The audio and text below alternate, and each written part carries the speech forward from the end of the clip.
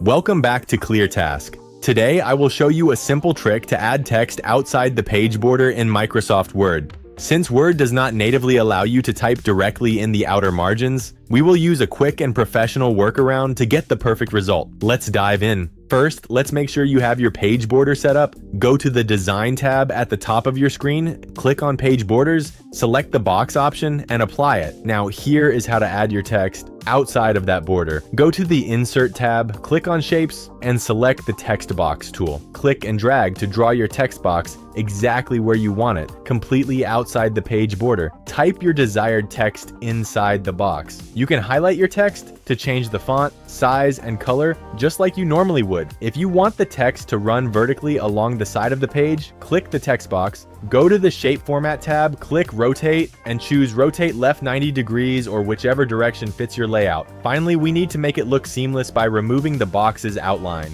With the text box selected, go to Shape Format, click on Shape Outline, and select No Outline. And that is it. Your text is now perfectly placed outside the border, giving you a clean and professional document. If this quick tip helped you, please like the video and subscribe to ClearTask for more straightforward tutorials. Thanks for watching and see you in the next one.